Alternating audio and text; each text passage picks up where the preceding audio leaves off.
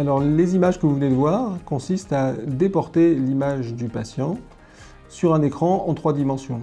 Aujourd'hui, nous opérons avec un système 3D comme au cinéma, en regardant un écran face à nous au lieu de regarder dans le microscope comme nous l'avons fait pendant des années, ce qui modifie considérablement la posture, on peut se relever, et le confort pour nous durant toute l'intervention. Non seulement il y a la position, mais aussi la qualité de l'image qui est accentuée avec un relief qui est exagéré et qui permet de mieux pratiquer la chirurgie.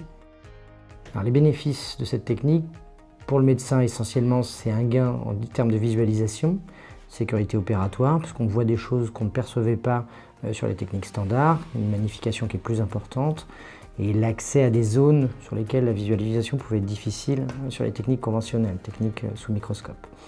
Il y a un bénéfice également d'apprentissage. Pour les équipes autour de nous, il y a une meilleure compréhension de ce qu'on fait, que ce soit les aides opératoires, les assistantes, les anesthésistes.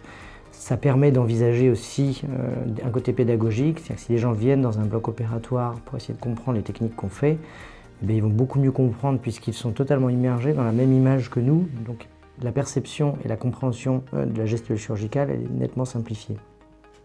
Pour le patient, le gain il se situe dans la sécurité. On peut s'imaginer que si on a une meilleure visualisation des choses, si on a accès à la visualisation de choses auxquelles on avait mal ou peu accès auparavant, eh bien, il y a un gain en termes de sécurité et des techniques chirurgicales qui vont permettre d'évoluer vers plus de sécurité, une réussite meilleure. À mon avis, cette technique a encore beaucoup d'avenir.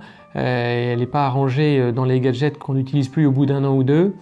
Elle va être utilisée, à mon avis, beaucoup plus par les chirurgiens du segment antérieur, même si pour l'instant, ils restent encore sur leur habitude d'opérer sous microscope. Il y a aussi, à mon avis, une question de coût qui risque de diminuer dans les années à venir. Les évolutions vont être la possibilité dans le futur de mettre des images, des données du patient en préopératoire avec des OCT et des images du fond d'œil.